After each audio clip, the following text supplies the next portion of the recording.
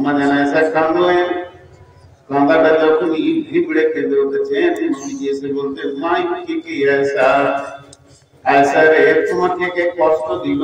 তুমি একটু কথা বললো নাকি? তুমি কাঁদছো কেন? আম্মা জান আয়েশা উত্তরে বলছেন, ও দয়াল নবী গো, যাকারাতুন্নারা ফাবাকাইতু, আমি জাহান্নামের কথা চিন্তা করছিলাম, আমি কিয়ামতের কথা চিন্তা করছিলাম, কেমন করে পার হব ওই কঠিন আগুনের কথা চিন্তা করছিলাম, তাই আমি নিজে কেঁদে ফেলেছি। বিশ্বনবীও বললেন না, আয়েশা রে তুমি চুপ করো, আমি দেখে নিব। নবীজি চুপ হয়ে গেলেন, চুপ করে দাঁড়িয়ে গেলেন, নীরব হয়ে গেলেন, নীরবতা পালন করতে লাগলেন।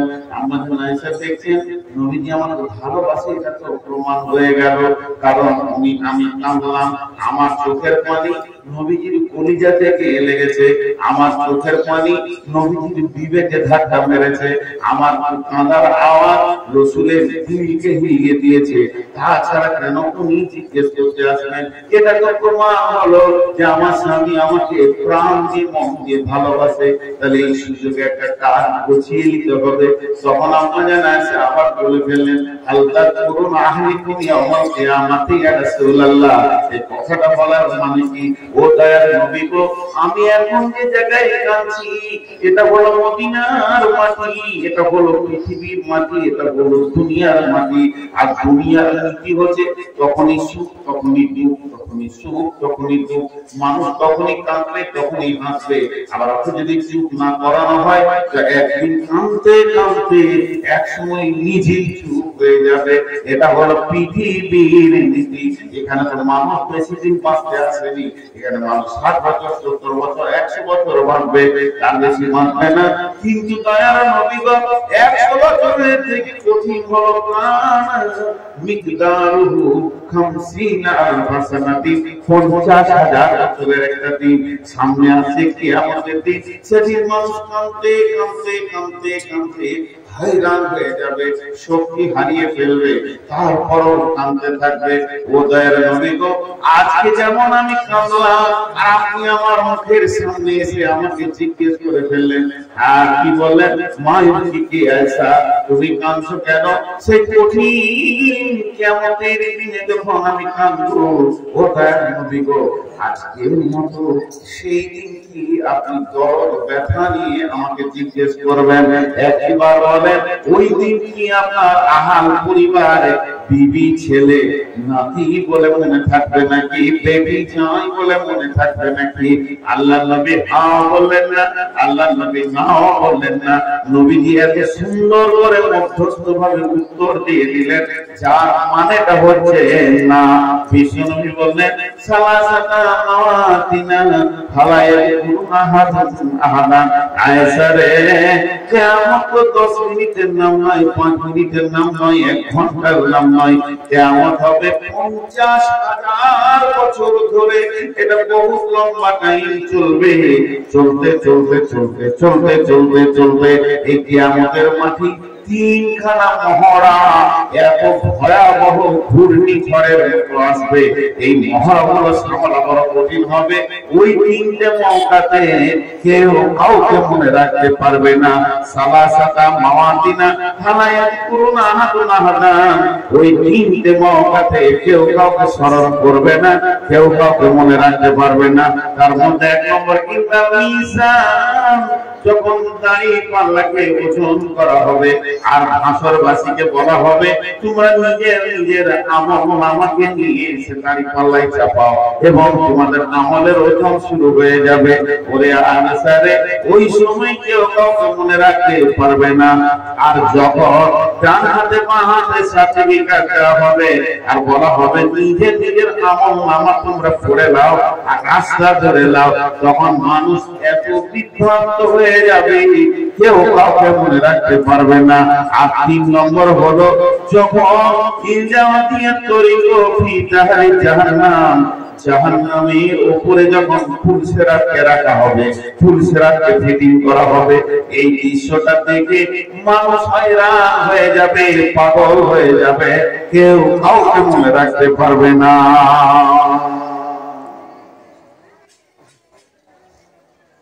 আমি 5 মিনিট 7 মিনিট যে কথাটাই বললাম তার সার অংশ কি পেলেন?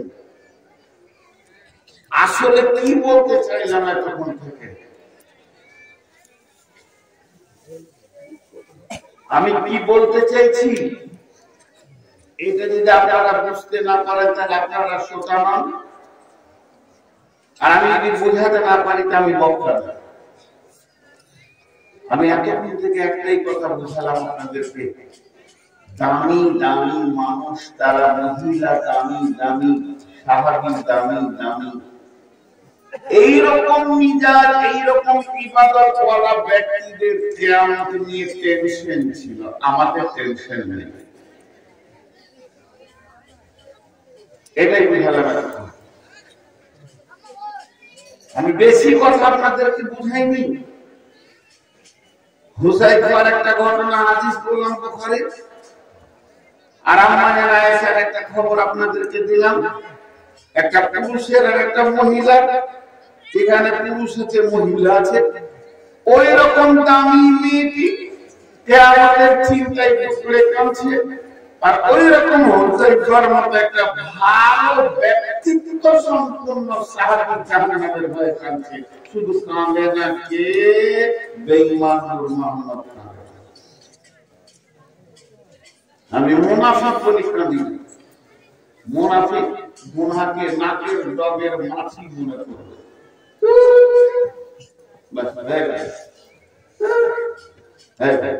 ছোট একটা সাউন্ডে উড়িয়ে দিল, তাহলে একবার এসে দেয়। আমাকে ভয় লাগছে,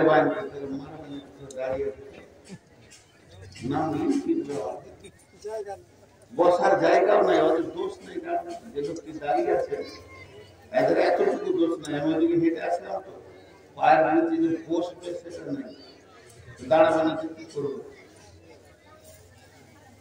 তো একটু সবর আমার দিকে একটু মনোযোগ দেন। তো হুযায়ফার এই হাদিসটা যখন আল্লাহ রাসূল দিয়ে বললেন, তারা বলছে যে আমরা কাঁদছি ভাই। নবীজি বললেন আসরাতা আয়াতিন হাত্তা তারাউনা আসরাতা আয়াতিন ফাইন্নাহু লাম তাকুমা। রে হুযায়ফা, কিয়ামত কোনদিন হবে না, কিয়ামত কোনদিন হবে না।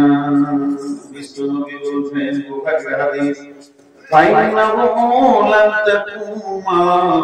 হুযায়ফা রে, আমার সাহাবীরা শুনো, কিয়ামত কোনদিন হবে না, হাত্তা তারাওনা, যতদিন পর্যন্ত তোমরা না দেখবে আসরাতা আয়াতিন, এই পৃথিবীর বুকে 10টা জিনিস, অতক্ষণ পর্যন্ত কিয়ামত হবে না। 10টা জিনিস দেখতে পাবে, ওটা রানিং কিয়ামত, ওটা রানিং কিয়ামত।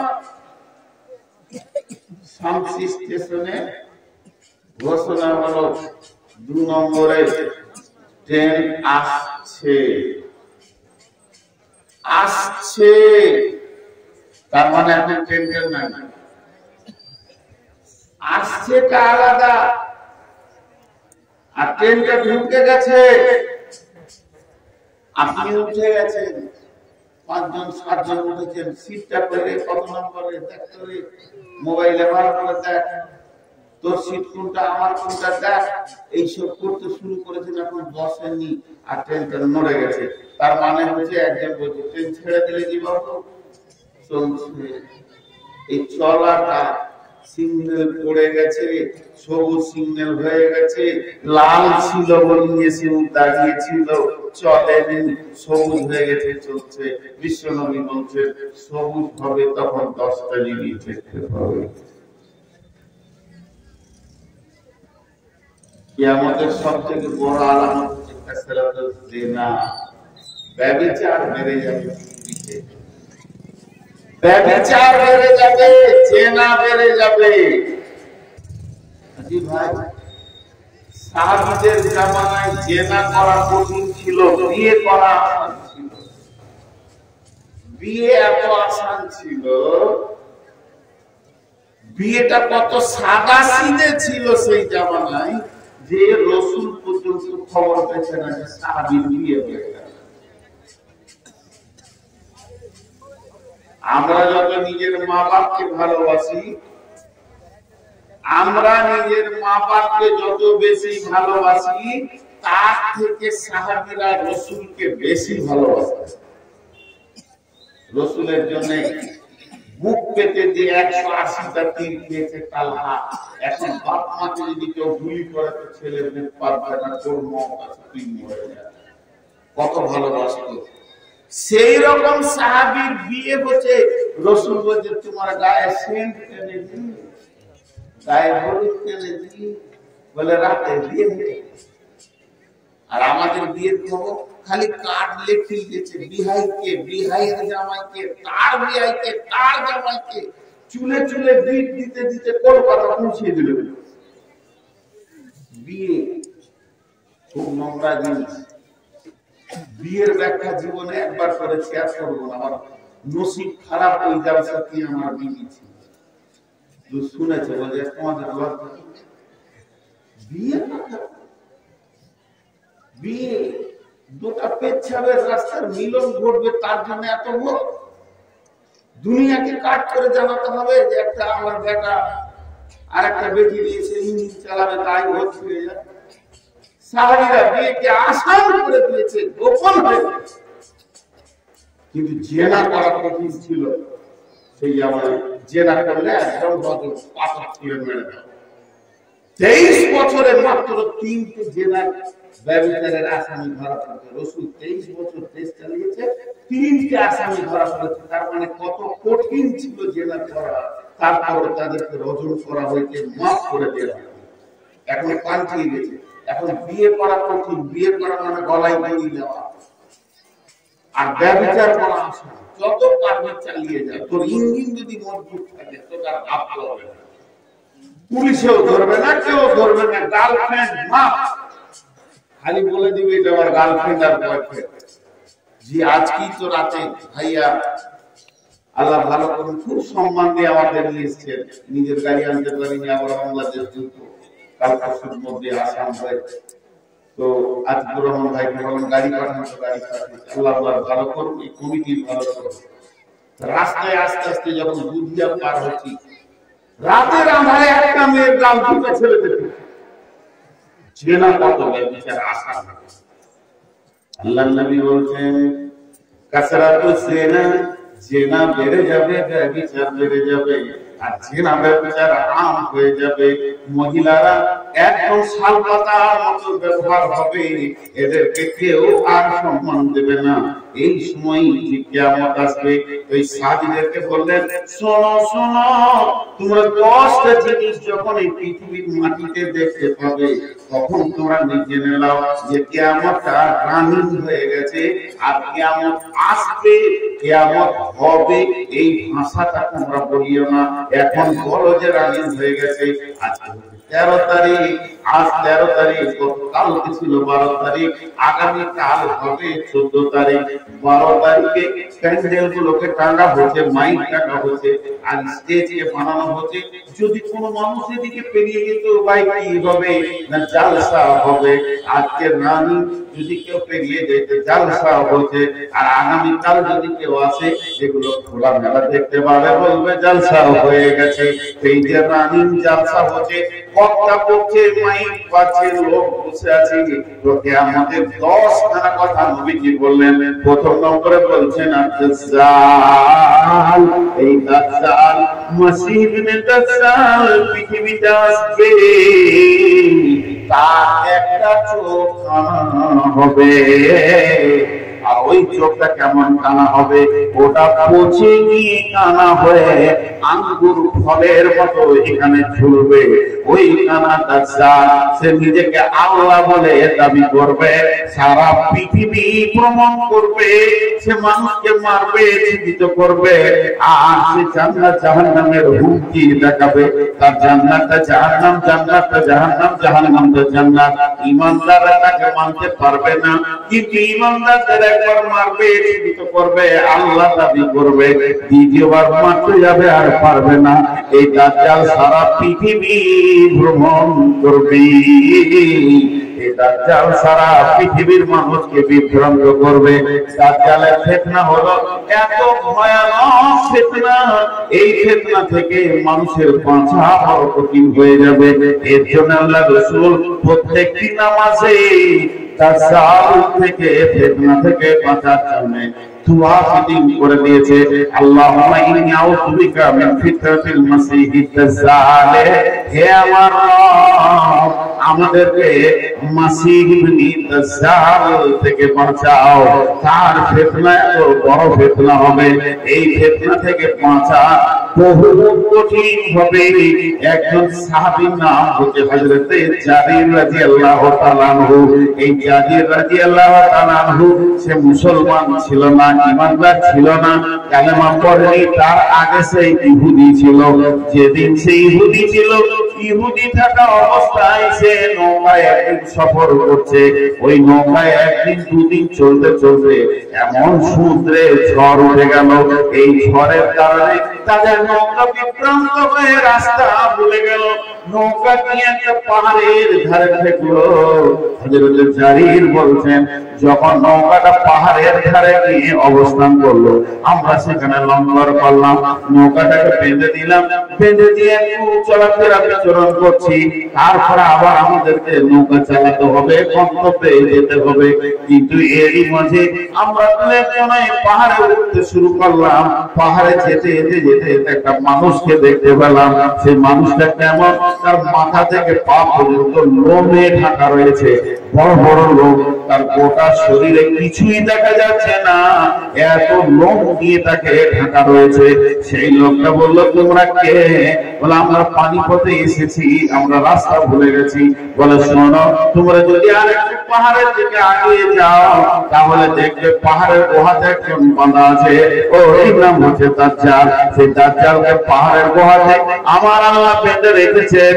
এই দাজ্জালকে হযরত জারির বলছে, আমরা গিয়ে দেখা করলাম, তার সঙ্গে কথা বললাম। সে জিজ্ঞেস করলো, আখিরি পয়গম্বর এসেছে কি? বলে, হ্যাঁ এসেছে। ফোরাত নদীর পানি শুকাচ্ছে কি? বলে, হ্যাঁ ভূমি দিকে আসছে। বলে, সেখানে স্বর্ণের পাহাড় বের হবে, মানুষ বিভ্রান্ত হবে, আর আমার বের হওয়ার টাইম হয়ে যাবে। এরই নাম দাজ্জাল। এর জন্য হযরত নবী মুহাম্মদ রাসূলুল্লাহ সাল্লাল্লাহু আলাইহি ওয়াসাল্লাম বলছেন, রে হুযায়ফা, দাজ্জালকে তোমরা দেখতে পাবে।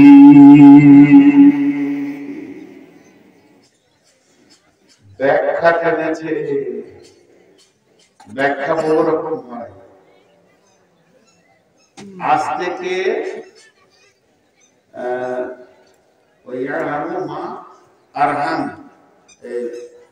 কোরআন একটা আয়াত আছে যে তোমরা পাঁচটা জিনিস বলতে পারবে না, কখন বৃষ্টি হবে, কখন মত হবে। এই যেরকম যে পাঁচটা জিনিস আছে, তার মধ্যে একটা হচ্ছে পেটের ভিতরে কি আছে তোমরা বলতে পারবে না। মায়ের পেটে কি আছে তোমরা বলতে পারবে না। এটা আজ থেকে 50, 60, 70 বছর আগে তফসির করতেন আলেম ওলামারা। কে বলতে পারবে বেটা ছেলে আছে না বেটি ছেলে আছে? বলার ক্ষমতা নাই। 50, 60 বছর আগে বলছি। 20 বছর 30 বছর আগে মেশিন বেরিয়ে গেল, বেটা ছেলে আছে না বেটি ছেলে আছে, মেশিন দিয়ে বলে দেবে। ওই আয়াতের তফসির এখন কি হবে? যে তোমরা তো বলেছো ছেলেটা জন্ম নিয়ে পুতুল হয়েও বেটা বেটি হয়েছে, তারপরে বলেছো কিন্তু দুইটা রক্ত পুরুষ আর নারীর বীর্য এক জায়গায় গেলে ওটা বেটা ছেলে হবে না বেটি ছেলে হবে কি বলতে পারবে না। এটা ছিল 20 বছর আগের তফসির। আজ থেকে 10 বছর 15 বছর আগে বিজ্ঞানীরা বলে দিচ্ছে যে বীর্যটাকে ধরে আর মনটাকে ওই পোকাটা ধরে বলে দিচ্ছে বেটা ছেলে হবে না মেয়ে। তফসির চেঞ্জ হয়ে গেল। যেমন জামানা যাবে তেমনি কোরআন তফসির চেঞ্জ হবে। এখন বর্তমানে বলে দিচ্ছে পেটে যাওয়ার আগে বীর্য ধরে বলে দেবে বেটা ছেলে না বেটি ছেলে। এখন তফসির হচ্ছে মায়ের পেটে যেটা আছে ওরা পাগল না সুস্থ বলে দেবে, পারবে না বলতে। শুধু তাই নয়, জান্নাতি না জাহান্নামী তুই বল, ওটা আল্লাহ। যেমন দ্রুত বিজ্ঞান আগাবে তার তফসির সেরকম হবে। কোরআন সব দিন আপডেট নতুন। এবার বলেন দাজ্জাল এক চোখের কানা, সে তো আসবে, সে এসে কি করবে, কোথা কাজ করবে, তার অনুসারী থাকবে না থাকবে। এইটা হলো জালসার প্যান্ডেল। ধৈর্য ধরে শুনেন, এখানে বুঝার চেষ্টা করেন কে করেছে প্যান্ডেলটা, কে দায়িত্ব নিয়েছে, কারা ভলান্টিয়ার হয়েছে। মাদ্রাসাকে যারা ভালোবাসে, মাদ্রাসা কমিটি, জালসা কমিটি, গায়ের ছেলেরা উদ্যোক্তা হয়েছে। এই প্যান্ডেলটাকে যদি তৃণমূলের হতো, একটা কংগ্রেস আর সিপিএমের ছেলে এখানে আসতো না, তৃণমূলের ছেলেরা তৈরি করতো, এটাকে গুছাতো। তাদের নেতা আসবে, নেত্রী আসবে, রাস্তায় ফুল ঢোল তাবলা ব্যবস্থাপনা করতো। যদি এটা সিপিএম এর হয় তো সিপিএম করতো, যদি এটা কংগ্রেসের হয় তো কংগ্রেস করতো। মানে যেমন যেমন লোক আসবে তার অনুসারীরা তার স্টেজকে পূর্ব থেকে সাজাবে। মাসি দুটা, ধ্যান দিয়ে শুনলে বুঝবেন কিনা একটা ধ্যান দেন। মাসি দুটা, একটা হলো ঈসা মাসি আর একটা হলো দাজ্জাল মাসি। দুটা বস্তি আছে পৃথিবীতে, একটার নাম খ্রিস্টান আর একটার নাম ইহুদি। বন্ধুরা আমার, যে বাইতুল মুকাদ্দাসকে নিয়ে যুদ্ধ চলছে, কেন চলছে, কেন চলছে গাজাতে ফিলিস্তিনিদের সঙ্গে ইসরায়েলদের এই যুদ্ধটা চলার তার পেছনে কারণ কি? ওরা বলতে চাইছে, ফিলিস্তিনিরা বলছে এখানে এই জায়গাতে হযরত ঈসা আলাইহিস সালাম আসবে, মাসীহ ইবনে মারইয়াম হাদিসের মধ্যে আছে ও এই জায়গাতে এসে বাইতুল মুকাদ্দাসে অবতরণ করবে। কিন্তু বন্ধুরে জি না, ইহুদিরা বলছে না মাসীহ আসবে এখানে, আমরা মাসীহকে নেব, কারণ তারা আমাদের আগমনে আসবে এবং তারা বলো এমন একটা মাসীহ, সে আমাদেরকে পরিচালনা করবে, মাসীহ ইবনে দাজ্জাল। এই জন্য বড় বড় মুফাসসিরিনরা লিখে দিয়েছেন যে যত পৃথিবীতে ইহুদি আছে এরা দাজ্জালের দলে চলে যাবে, দাজ্জালের মিজাজে চলে যাবে। আর যত খ্রিস্টান আছে এরা হযরত ঈসাকে পাওয়ার পরে ইসলাম ধর্ম কবুল করে নেবে। তার কারণ হচ্ছে ঈসা মাসি যখন পৃথিবীতে আসবে তখন নবী মুহাম্মদ সাল্লাল্লাহু আলাইহি সাল্লামের দ্বীনের উপরে চলবে, তার জন্য তারা এই দ্বীনে চলে আসবে। এই দাজ্জাল যে পৃথিবীতে আসবে তার পূর্ব পরিস্থিতি জায়গাটাকে বানাবে কে? দাজ্জালের যারা অনুসারী হবে তারা বানাবে। বর্তমান যুগে লেটেস্ট তফসির হচ্ছে কারখানাতে দেখতে পাবেন, ভারতে দেখতে পাবেন, শামসিতে দেখতে পাবেন, আপনার গ্রামেও দেখতে পাবেন, বটতলায় পাবেন, পাথরতলায় পাবেন, রতুয়াতে পাবেন। দাজ্জালের কিভাবে পাবেন, কিভাবে বুঝবেন? তার মানে হচ্ছে দাজ্জালের একটা চোখ কানা, তার মানে দুটি জগৎ আছে, একটা হলো ইহ জগৎ, একটা পরজগৎ, একটা হলো ইহকাল, একটা পরকাল, একটা হলো দুনিয়া, একটা হলো আখিরাত। পৃথিবীর বুকে এমন লোক আছে তাদের দুনিয়ার চোখটা খোলা আছে, আখিরাতের চোখটা তাদের কানা হয়ে গেছে। তারা কবর বুঝে না, হাসর বুঝে না, চিন্তাও করে না, কিয়ামতের চিন্তা করে না। এই লোকগুলি দাজ্জালের তলে ভুক্ত হয়ে যাবে। বর্তমান তাফসীরে মুফাসসিররা বলছেন পৃথিবীতে কানা লোক অনেক পাওয়া যাবে, দাজ্জাল তো সরাসরি কানা হবে, এক চোখে দেখবে আর একটা চোখ তার ভালো থাকবে। কিন্তু পৃথিবীতে এমন কিছু মানুষ আছে তাদের দুনিয়া দেখতে পাবে, দুনিয়ার আয়েশ আরামকে নিয়ে তারা পাগল হয়ে যাবে, তাদের আখিরাতের চোখটা কানা হয়ে যাবে। এরাই দাজ্জালের অনুসারী হবে। দাজ্জাল যে আসবে এদের নেতা, তার পূর্ব প্রস্তুতি এরা জায়গাকে বানাবে এবং পৃথিবীর পরিস্থিতি এমন করে দেবে যে দাজ্জাল পৃথিবীর বুকে এসে এদের সঙ্গে মোলাকাত করবে এবং ইমানদারদের উপরে অত্যাচার শুরু হয়ে যাবে। একজন বড় ইসলামিক চিন্তাবিদ বলেছেন দাজ্জাল আসবে মেডিকেল থেকে, মেডিকেল কলেজ থেকে। কেন? মানুষ তৈরি করার এখন গবেষণা চলছে এবং সাকসেস হয়েছে। আমিনুল মোহাম্মদ যেমন দেখতে হুবহু 100টা বানিয়ে দিবে, খালি আমার একটু মাংস এখান থেকে নেবে, আমার কোষ আমার মাংস থেকে আমার মতো মানুষ তৈরি করবে। রোবটে বাচ্চা দিচ্ছে, এখন রোবটের ভিতরে বীর্য দিয়ে মেশিন দিয়ে বাচ্চা বের করছে। তার মানে কি এরাই মানুষ তৈরি ফ্যাক্টরি করে শেষ করে বলল আল্লাহ ঠিক হলো আমরা। এ হচ্ছে দাজ্জালের কাজ। নাম্বার 1 গেল 10টার মধ্যে। নাম্বার 2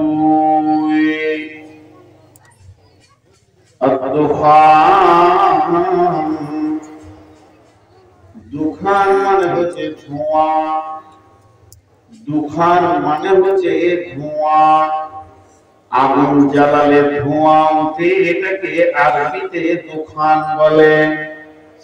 বিশ্বনবী বলছেন এই দুখান পৃথিবীতে দেখা যাবে, এমন একটা ধোঁয়া আসবে, আসমান থেকে ধোঁয়াটা পৃথিবীতে যখন পৌঁছে যাবে, যেমন কুয়াশা হলে একটা মানুষ আর একটা মানুষকে পিছাড় করে দেখতে পায় না, এই ধোঁয়াটা এত ঘন হবে, এত ধোঁয়াটা বিরক্তিকর হবে। এই ধোঁয়াটা যখন পৃথিবীতে থাকবে, মানুষ নিজের কাছের মানুষকে চিনতে পারবে না, একা দুহাত ধরে মানুষকে চিনতে অসুবিধা হবে। এই ধোঁয়াটা আসমান থেকে জমিনে এসে কতদিন থাকবে? 40 দিন পর্যন্ত ধোঁয়াটা পৃথিবীর বুকে থাকবে। সারা পৃথিবী একদম আঁধার অচল হয়ে যাবে, মানুষ মানুষকে দেখতে পাবে না, চলাফেরা ওঠা বসা অসুবিধা হয়ে যাবে। বিশ্বনবী বলছেন তুফান, এই তুফান নামে ধোঁয়াটা পৃথিবীতে আসবে।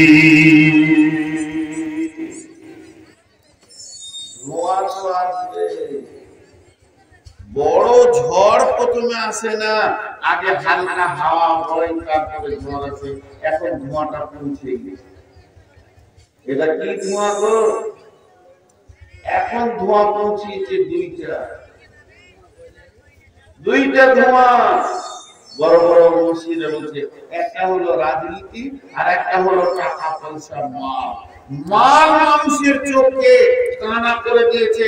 মালের কারণে নিজের ভাইকে পিঠে লাশ বানিয়ে দিচ্ছে। ওরা চিনার ক্ষমতা হতে না যেটা আমার মায়ের পেটের ভাই। কয়েক হাজার টাকার জন্য বিবিকে টিপে গলা টিপে মেরে দিচ্ছে মানুষ। ধোঁয়া পৌঁছে গেছে, কিন্তু অরিজিনাল ধোঁয়াটা আসবে, তার আগে এটা পৌঁছে গেছে। 3 নম্বরে নবী বলছেন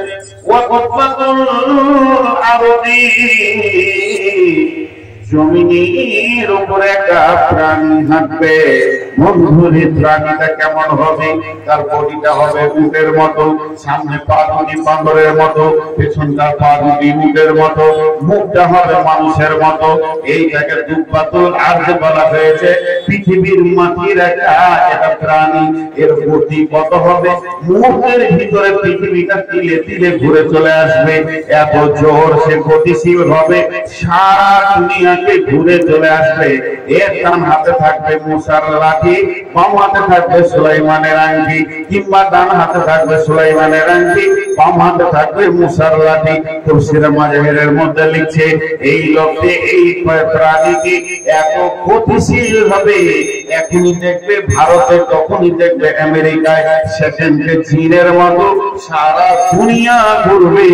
তুফাতুল আরজ বলে একটা প্রাণী পৃথিবীতে আসবে। 4 নম্বরে আল্লাহর নবী বলছেন ওয়ায়াজুজ ওয়া মাজুজ, ইয়াজুজ মাজুজের দল পৃথিবীর বুকে আসবে। ইয়াজুজ মাজুজেরা কোথায় আছে?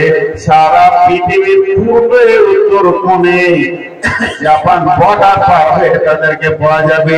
বিশ্ব নবী ইয়াজুজ মাজুজের কথা বলেছেন এবং বাদশা জুলকারনাইন যখন সূর্য যেখানে ডুবে সেখানে পৌঁছেছে, সেখানে তারা বলেছে বাদশা জুলকারনাইন গিয়ে দেখছে একটা গোষ্ঠী রয়েছে, তারা কাদাতে মাটিতে লটাপটি গেছে। আল্লাহ বললেন জুলকারনাইন, তুমি যদি চাও এদেরকে মেরে দাও কিংবা এদেরকে মাফ করে দাও। বাদশা জুলকারনাইন সারা পৃথিবী সফর করেছিলেন। ওই বাদশা জুলকারনাইন আবার পূর্ব দিকে যেখানে চলে গেলেন উদীয়মান সূর্যের জায়গাতে, ওখানে পৌঁছে গিয়ে দেখছে ওই রকম গোষ্ঠী রয়েছে। সেই লোকগুলি এসে বলল বাদশা জুলকারনাইন, এই পাহাড়ের ওই পাশে একটা গোষ্ঠী রয়েছে, তাদের নাম হলো ইয়াজুজ মাজুজ। ও বাদশা জুলকারনাইন, আপনি হলেন সারা পৃথিবীর বাদশা, আমরা সব সুন্নিদেরকে ভয় করি যে ওরা পাঁচিল টপকে এসে আমাদের বড় ক্ষতি করে দেবে, মেরে দেবে, বিপদ করে দেবে। বাদশা জুলকারনাইন, এই দুটি পাহাড়ের মধ্যখানে তুমি একটা প্রাচীর দিয়ে দাও, একটা বাঁধ দিয়ে দাও, ওই বাঁধে যেন আমরা ওদের আযাব থেকে, ওদের আক্রমণ থেকে বেঁচে যাই। তো বাদশা জুলকারনাইন বললেন তোমরা যে একটা লোহা নিয়ে এসো, আমি লোহা দিয়ে এটাকে বেঁধে দিব। সেটা লোহার প্রাচীর করে বাঁধা আছে, ইয়াজুজ মাজুজের দল ওই দিকে আছে। এটা তো চলে গেল জুলকারনাইনের জীবনী। তারপরে বিশ্ব নবী ইয়াজুজ মাজুজের খবর দিয়েছেন। বিশ্ব নবী চলে যাওয়ার পর, আবু বকর যাওয়ার পর, হযরত উমর একটা পর্যটকের দল পাঠিয়েছিলেন, তোমরা যাও ইয়াজুজ মাজুজের খবরটা নিয়ে এসো। তারা সেই দেশ পর্যন্ত গেছিলেন। যাওয়ার পর সাহাবীরা সেখানে সমস্ত দৃশ্য দেখে এসে বললেন হযরত উমরকে, আমরা দেখে এলাম পাহাড়ের ওই পারে কলহ বিবাদ রয়েছে, তারা চিল্লাচিল্লি করছে, সেখানে লোহার অনেক সরঞ্জাম পড়ে রয়েছে, তবে তারা টপকে আসতে পারছে না। ইয়াজুজ মাজুজ অবশ্যই রয়েছে। বন্ধুরা আমার, আল্লাহর নবী বলছেন তারা কিয়ামতের আগে এই দেশে চলে আসবে আর এত কলহ বিবাদ শুরু করবে, সারা দেশে গ্রামে পাড়াতে তোলাতে ঝামেলা ঝঞ্ঝাট লাগিয়ে দেবে। তাদের এই অবস্থা দেখে আর সেই সময় মানুষ এত বেঈমানদের চাপ সৃষ্টি হয়ে যাবে, ঈমানদারদের বাঁচা বড় কঠিন হবে। ইয়াজুজ মাজুজের দল এত অত্যাচার করবে, ইয়াজুজ মাজুজের দলের গ্রুপ এখনো আছে। খালি ভিড় মিজাজে একটু দেখেন, প্রত্যেকটা গ্রামে কিছু লোক আছে, তারা খালি ঝগড়া লাগিয়ে রাখতে ভালোবাসে। এরা ইয়াজুজ মাজুজের দলের মধ্যে তফসির কিন্তু প্রতিটি জামানার সঙ্গে মিলে যাবে। একটু খবর খালি আপনাদের কাছে চাইছি, বিরক্ত হবেন না। তো ওই ইয়াজুজ মাজুজের দল এসে কলহ বিবাদ করবে, তখন এরা এদের দলে ভর্তি হবে। এমন সময় নজরুল ইসলাম না মারিয়াম 4 নম্বর আলামত হচ্ছে ঈসা ছেলে মারিয়াম আসবে। দুটি ফেরেশতার ঘাড়ে এরকম হাত দিয়ে পশ্চিম দক্ষিণ কোণ থেকে, চতুর্থ আসমান থেকে প্যারাশুটের লোক যেমন জাহাজ থেকে নামে ওরকম তত্তর করে নেমে ওই বাইতুল মুকাদ্দাস যে দেশটাকে নিয়ে ঝামেলা চলছে ফিলিস্তিনে, ওখানে উনি অবস্থান করবেন। ইমাম মেহেদী মেহনত চালাবে কিন্তু পারবে না কুলাতে।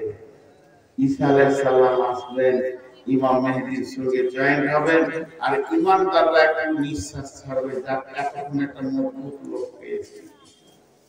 ইয়াজুজ মাজুজের দল মানুষকে জ্বালিয়ে শেষ করে দেবে। তখন ঈসা আলাইহিস সালাম হাত তুললেন, এই আল্লাহ রব্বুল আলামিন, তুমি আখিরি নবীর উম্মতদেরকে বাঁচাও বেঈমানদের হাত থেকে। চোখের পানিতে যখন কেঁদে দোয়া করবেন, এই দোয়াটা কবুল হয়ে যাবে। আর যখনই কবুল হয়ে যাবে, ওই ইয়াজুজ মাজুজের দলেতে তাদের হাড়ে একদম সিদ্ধার হাড়ের কাছে ঘা হবে। এই ঘাটা এত বিষাক্ত হবে যে কোনো ওষুধ পাওয়া যাবে না, পৃথিবীতে কোনো মেডিসিন পাওয়া যাবে না। ওই এক ভাই সমস্ত মানুষগুলো একসঙ্গে মরে যাবে। যেখানেই যাবে তাকে লাশ আর লাশ, হাটে ঘাটে বাজারে রাস্তায় পুকুরে নদীতে খামারে মাঠে লাশ আর লাশে ভর্তি হয়ে যাবে। ঈসা আলাইহিস সালাম আবার দোয়া করবেন, মাবুদ রে এতগুলো লাশ এবার পছন্দ ধরবে, এরা পছন্দ ধরে গেলে মানুষ আর দিতে পারবে না। মাবুদ এদেরকে তুমি ব্যবস্থা নাও, এত লাশের দাফন করা সম্ভব নয়। এই দোয়াটা যখনই কবুল হবে, সমুদ্রের ভিতর থেকে একদল পাখি আসবে। আর সেই পাখিতে বিশ্বনবী বলছেন এক একটা পাখি 3খানা করে লাশ ধরবে, 2 পায়ের পাঁজে 2টি আর ঠোঁটে একটা। এই লাশ নিয়ে তারা আবার সমুদ্রের ভিতরে চলে যাবে। এইভাবে লাশগুলো শেষ হয়ে যাবে। তারপরে 40 দিন মুষলধারে বৃষ্টি হবে, সারা বিশ্বটা ধুয়ে মুছে যাবে। বন্ধুরা আমার, এরপরে ভূমিকম্প শুরু হবে। সালাসাতা খুসুফিন, খুসুফিল মাগরিবি, খুসুফিল মাশরিকি, খুসুফিল জাজিরাতিল আরব। একটা ভূমিকম্প পূর্ব দিক থেকে পশ্চিম দিকে চলে যাবে, আর একটা পশ্চিম দিক থেকে ভূমিকম্প পূর্ব দিকে চলে যাবে, আর একটা আরব সমুদ্র উপকূল দ্বীপ থেকে ভূমিকম্প শুরু হবে। আর এই 3টে ভূমিকম্প যখনই শুরু হয়ে যাবে, তখন বন্ধুরে অতাকরিজুন নারা বিল ইয়ামান ওয়াতাদরিসুন নাসা ইলাল মাহশার তুলু'আশ শামসি মিনাল মাগরিবিহা। সেদিন পশ্চিম দিকে সূর্য উঠে যাবে, তওবা দরজা বন্ধ হয়ে যাবে, আর এই মাটি ফেটে একটা আগুন বের হবে। কেউ বলছে ডান দিক থেকে, কেউ বলছে ইয়ামান প্রদেশ থেকে। এই আগুনটা যখনই বের হবে, আগুনটা 2 ভাগে বিভক্ত হয়ে সারা পৃথিবীটাকে ঘিরে নেবে। এবার আগুনের প্রাচীর হয়ে গেল। আগুন আস্তে আস্তে আস্তে ছোট হবে, সমস্ত মানুষগুলিকে হাঁকিয়ে টাকিয়ে নিয়ে গিয়ে হাসরের ময়দানে দাঁড় করিয়ে দেবে। আল্লাহর নবী বললেন, হুযায়ফা রে, যতদিন এই 10টা জিনিস না তুমি দেখেছো, ভাবিও না এর নাম কিয়ামত। তবে কিয়ামত কাছে গেছে, এটা তোমরা বুঝতে পারবে। কিছু এমন আমল আছে যেগুলো দেখলে তোমরা বুঝে নেবে কিয়ামত কাছে গেছে।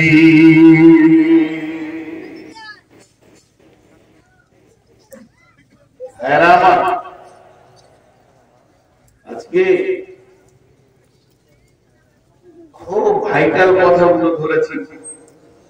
আর যে কটা বসে আছে এখন, এরা জালসা শোনার জন্য এসেছে, বাকি তো চলে গেল। যাক, আলহামদুলিল্লাহ, তারা যতটা শুনেছে আল্লাহ তাদেরকে ততটা শুনিয়েছেন। কি পেলেন এতক্ষণ বক্তব্য? আমি কি দিলাম? কি পেলেন আর আমি কি দিলাম? এটা নিয়ে চিন্তা। আমি এতক্ষণ দ্বিতীয় পার্ট দিলাম।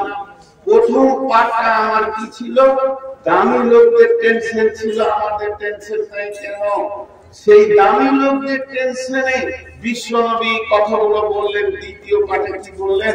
হে হুযায়ফা, এটা কিয়ামত নয়, তোমরা এত টেনশন করো না। একটু সান্ত্বনা দিলেন। তবে শোনো হুযায়ফা, কিয়ামতের আগে যখন রানিং কিয়ামত হবে, তো 10টা জিনিস দেখতে পাবে। ভাইয়া, যদি আবহাওয়া দপ্তর বলে আগামী বুধবার প্রচন্ড ঝড় হবে, যে ঝড়ে রতুয়া থানাটাকে উড়িয়ে দেবে। বুধবার ঝড় হবে, রতুয়া থানাটা উড়িয়ে দেবে। এখন বুধবার ঝড় হবে, কথাটা আবহাওয়া দপ্তর বলেছে। সেই ঝড়টা উঠেছে কোথায়? ঝড়টা উঠেছে বঙ্গোপসাগরে। আর লক্ষ্যবস্তু রয়েছে, আর রতুয়াটা উড়িয়ে দেবে। আমরা যা দেখছি ক্যালকুলেশন করে, তা বুধবারের কথা, কিন্তু মঙ্গলবার জোহরের পর হিল করে বাতাস বইছে, লোক বলবে ওরে চলে এসেছে। আসলে যে ঝড়টা উড়িয়ে ঘর বাড়ি ভাঙবে সে এখন আসেনি। হিলহিলিনি বাতাস, যে বাতাসটা মানুষ খোঁজে, যে বাতাসটা মানুষ চায়, যে বাতাসটা পেলে মানুষ নিজেকে বলে উফ জানলা ঠান্ডা হলো, সেই বাতাসটা পেলেই মানুষের বিরাট বিদার দেবে। কেন? আবহাওয়া দপ্তর বলেছে বড়টা আসছে, এখন হিলহিলিনিতে তো তুমি হাসিও না, আনন্দ করিও না, আর হাওয়া গায়ে লিও না। তোমার বড়টা পেছনে আছে, তোমার বাড়ির বুনিয়াদকে তুলে 300 ফুট দূরে ফেলবে, এই খবর আছে। তেমনি আমার বড় আছে, এখন হিলহিলিনি বাতাস শুরু হয়ে আমাদের ভিতরে, আমাদের ভিতরে হিলহিলিনি বাতাস শুরু হয়ে গেছে। হাসার বিষয় নাই, সেটা কি?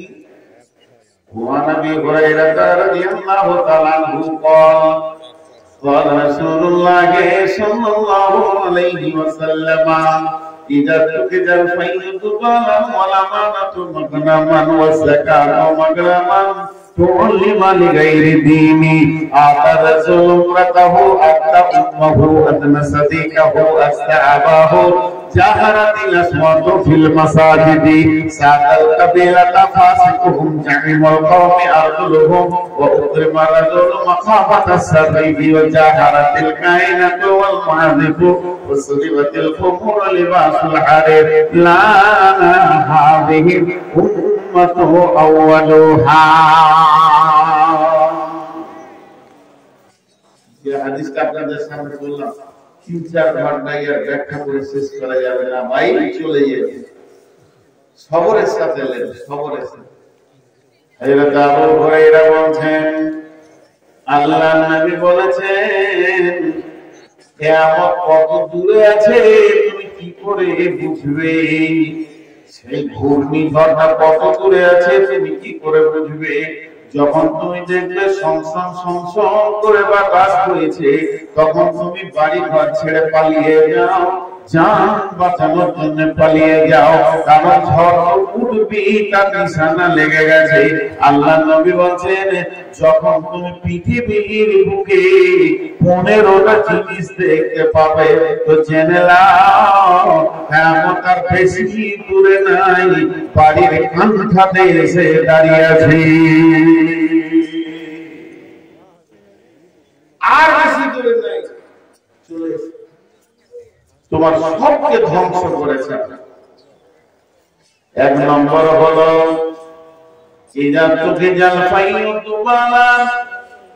জনসাধারণের মাল নেতারা লুটে খাবে, পঞ্চায়েতের মাল নেতারা লুটে খাবে, বিপিএল এর টাকা, এপিএল এর টাকা, ইন্দিরাবাসের ঘর আর ডিলারের সমস্ত মাল আর রাস্তার বরাদ্দ টাকা, আপনার কিনা সড়ক যোজনার টাকা, যত বিধবা ভাতার টাকা, ইন্দিরাবাসের টাকা নেতারা লুটে খাবে।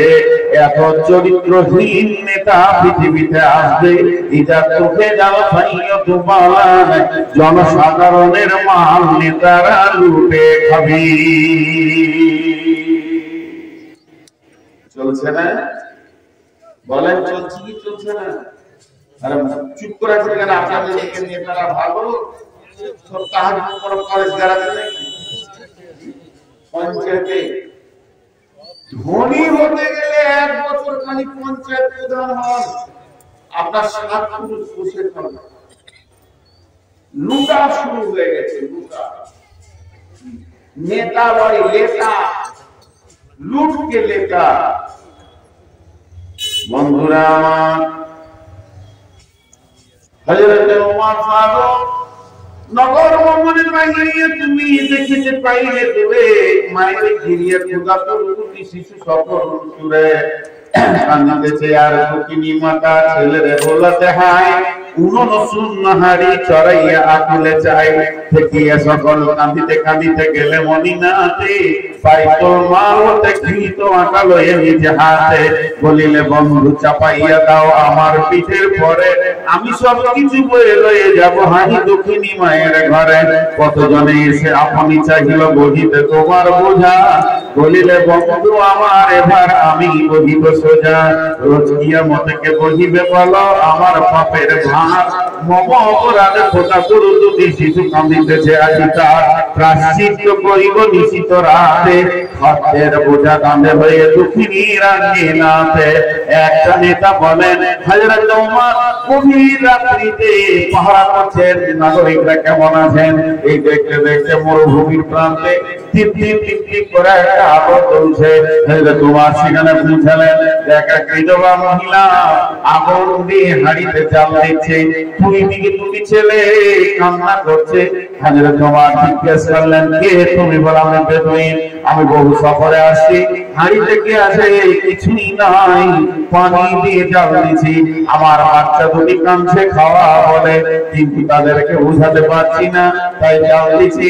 এরা মনে মনে ভাববে খাবার হলে খাবো, এতক্ষণ ঘুমিয়ে গেলে আমিও কিছুক্ষণ জানে বাঁচবো। এই দৃশ্যটা দেখে হযরত ওমর বাড়িতে গিয়ে বাইতুল মালের চাবিটা খুলে মালকে নিয়ে বোঝা তৈরি করলেন এবং গোলামকে বলেন আসলামা এই মালটা আমার মাথায় চাপিয়ে দাও। গোলাম বলছে আমি আপনি হলেন 18,22,00,000 বর্গ মাইলের বাদশা, আপনার মাথায় কেন বোঝা থাকবে? আমি তো আপনার গোলাম, আমাকেই বইতে দেন। তোমার বললেন তুমি কেন বোঝাবে? রোজ কিয়ামতে কে বহিবে বলো আমার পাপের ভার, মম অপরাধে খোদা তোর দুটি শিশু কাঁদিতেছে আজ তাহার ছেলেগুলো যে কাঁদছে, এ ব্যাপারে তোমাকে প্রশ্ন করা হবে না রে, কিয়ামতের মাঠে আমাকে প্রশ্ন করা হবে। তুমি আমার মাথায় বোঝালে চাপিয়ে দাও, এই বোঝাটা আমি নিজেই বইয়ে নিয়ে যাব, যদি আমার আল্লাহ আমাকে মাফ করে। সেই বিধবার ঘরে গেল। হযরত আসলামা বলেন আমি নিজের চোখে দেখেছি, আর হযরত আমিরুল মুমিনিন হাঁড়িতে খেজুর দিলেন, আটা দিলেন, খমির বানালেন এবং ওই যে চুলাতে যখন উনি ফুঁক দিচ্ছিলেন ওনার দাঁড়িয়ে ধোঁয়া বের হয়েছে। আমি আসলামা নিজের চোখে দেখেছি। রুটি বানানোর পর ওই ক্ষুধাতুর শিশুগুলিকে উঠানোর পর তাদের হাতে রুটি হালুয়া দেওয়া হলো, তারা আনন্দে হাসতে খেলছে। আর অন্ধকার রাত্রিতে আমিরুল মুমিনিন অনেক দূর থেকে দেখছেন, দেখতে দেখতে কেঁদে ফেলেছেন আনন্দে। আসলামা বলেন আমিরুল মুমিনিন এখন তো ছেলেগুলো হাসছে, এখন কেন আপনি কাঁদছেন? হযরত ওমর বলতেন আসলামা রে, ওদের হাসির আনন্দ আমাকে আবেগের চোখে পানি এনে দিয়েছে। এ হলো রাসূলের তৈরি নেতা।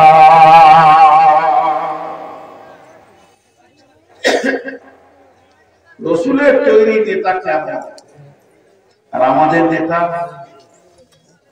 ওর পাশে সবসময় 25টা গুন্ডা থাকে, সান্ডা পান্ডা গুন্ডা নিয়ে ঘুরে বেড়াবে, কেউ কিছু করলেই ওকে মেরে শেষ করে দেবে। আর রাস্তাঘাট দেখলেই নেতার চরিত্র বোঝা যায়। এটা 1 নম্বর। 2 নম্বর নবীজি বলছেন কিয়ামত বেশি দূরে নাই, উম্মত রে তুমি খেয়াল করে দেখো তোমার চোখের সামনে চলে এসেছে। ইরা চোখে যাও ভাইও দুবালা আমানত মাকান যাকাত মাকরামান, আমানতের খিয়ানতি চলবে। বহু মসজিদ আছে, মাদ্রাসা আছে, ক্লাব আছে, সরকার আছে, 5 বছরের হিসাব এখনো দেয়নি, আছে না নেই? বলেন 10 বছরের হিসাব এখনো মসজিদে ঠিক মতো দিচ্ছে না। যদি আমানতের মাল তার কাছে রাখা যায়, লুটে লুটে খেয়ে শেষ করে দিচ্ছে। 20 লাখ টাকা মাদ্রাসার রাখা আছে, 4 বিঘে জমি 3 বিঘে জমি কিনে নিল, ধীরে ধীরে দিতে হয়েছে, ওর নামে জমি হয়ে গেছে, আমানতের খিয়ানতি চলবে। আল্লাহ নবী বলছেন ওলামানাতু মাকরামান ওয়া যাকাতু মাকরামান, যাকাতকে জরিমানা মনে করবে, যাকাত দিতে চাইবে না। এমন একটা জামানা আসবে মানুষ যাকাত দিতে নিজেকে বড় কুণ্ঠিত ভাববে।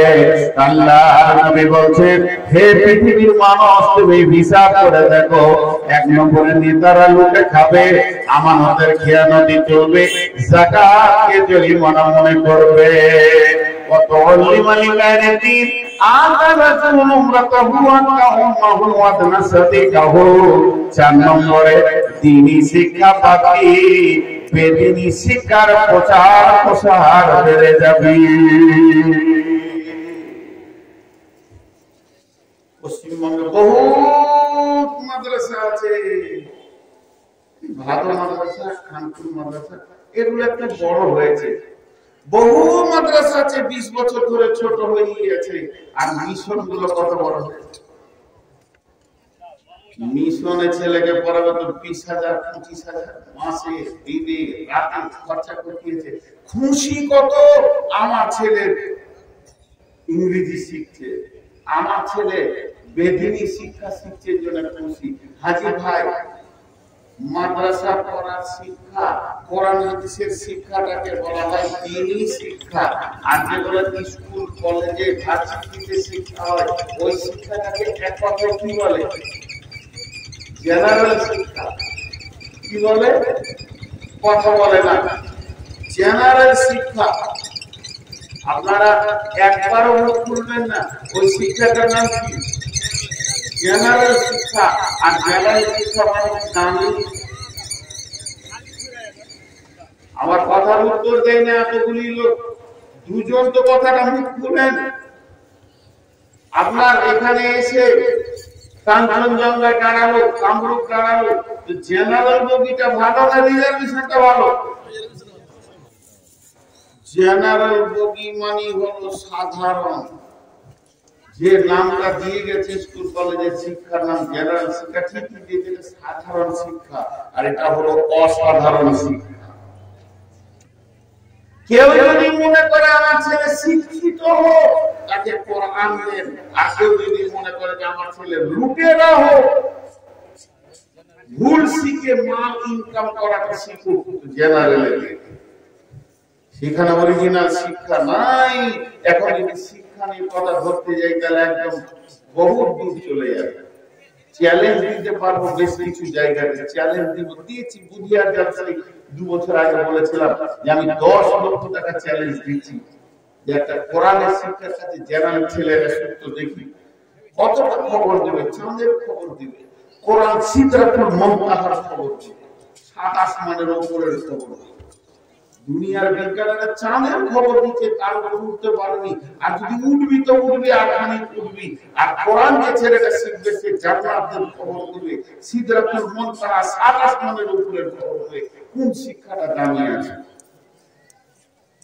আল্লাহ তাবারক ওয়া তাআলা নবী বলছেন, আফসোস করে তোমার লিমালিকাই দিন, এমন একটা দিন আসবে, এই দুটি ব্যক্তির দিকে তাকিয়ে দেখেন, কোরআন শিক্ষার জন্য ভিক্ষার ঝুলি ধরেছে। আমি একটা ভিখারি, আমি আপনাদের কাছে টাকা চাইবো, আল্লাহর রাস্তে দেন, আল্লাহর রাস্তে দেন। কিন্তু বন্ধুরে, মানুষ যখন মিশনে ছেলেকে ভর্তি করে, তখন মিশনওয়ালারা এরকম ঝোলা ধরবে না, বরং বলবে তো ছেলেটা নিবে না। 3 নম্বরে ফেল করেছে, ছেলের বাপ পেছন দিকে মিশনের সেক্রেটারিকে ডেকে বলবে, 20,000 টাকা দিচ্ছি, ছেলেটা আমার ভর্তি করে নাও। কি হবে? ছেলে তোমার ডাক্তার হবে, মরে গেলে ডাক্তারি শেষ, মরে গেলে মুকাল্লিদি শেষ, মরে গেলে জজের বিচার শেষ, মরে গেলে ইঞ্জিনিয়ারের ক্লাস শেষ, মরে গেলে ডক্টরের শেষ, মরে গেলে আপনার পিএইচডি শেষ। পৃথিবীর যত শিক্ষা আছে, একবার নিঃশ্বাসটা চলে গেলে সব শেষ হয়ে যাবে। কিন্তু আমার নবী বলছেন, বড় আফসোস, আমার উম্মত, তারা আমার উম্মত, তারা আমার উম্মত, কিন্তু দ্বীনি শিক্ষা বাদ দিয়ে বেদিনী শিক্ষার পেছনে প্রচার প্রসার বেড়ে যাবে। আকার রাসূল উম্মতাহু, এমন একটা জামানা আসবে, মেয়েদের পেছনে পুরুষেরা কুকুরের মতো ঘোরাঘুরি করবে। মেয়েরা পুরুষের পেছনে ঘুরবে, এটা ঠিক আছে, কারণ তাদের আশ্রয়ের দরকার, তাদের একটা পুরুষের দরকার, তার জন্য মেয়েরা একটা পুরুষ নামে আশ্রয়ে নিজেকে নিতে চাইবে। কিন্তু আল্লাহর নবী বলছেন এমন একটা জামানা আসবে রে, মেয়েরা সামনে থাকবে আর পুরুষেরা পেছনে কুকুরের মতো ঘুরবে। আবার এই দ্বিতীয় তফসির হচ্ছে মেয়েদের পশুভূত হয়ে পুরুষেরা দুনিয়া করবে।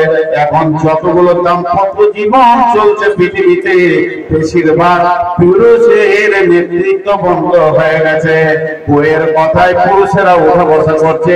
আল্লাহর নবী বলছেন কিয়ামতের বাড়ির দরজায় এসে গেছে। আতা উম্মাহু আদনা সাদিকাহু আকসা আবাহু, মাকে ধুমকে কথা বলবে, বাপকে ঝিড়কে ঝিড়কে কথা বলবে। মা বাবা ছেলের কাছে মিষ্টি কথা শুনতে পাবে না, আবার তাদেরকে সুন্দর করে কথা বলবে না। অথচ আমার আল্লাহ বলছেন আহাদাহুমা আও কিলাহুমা ফালা তাকুল লাহুমা উফফি ওয়ালা তানহারহুমা ওয়া কুল লাহুমা কাওলান কারীমা। তোমার মা বাবা যদি একা থাকে কিংবা যদি দুজন থাকে, তাদের ব্যবহারে তুমি খুব শব্দ বলিও না, তাদের কথা শুনবে। আলা তাকুল লাহুমা ওয়ালা তানহারহুমা, খবরদার তাদেরকে ঝিড়কে কথা বলিও না, তাদের অন্তরে লাগবে, দিলে লাগবে। ওয়া কুল লাহুমা কাওলান কারীমা, তাদের সঙ্গে মিষ্টি নরম নরম কথা বলছেন।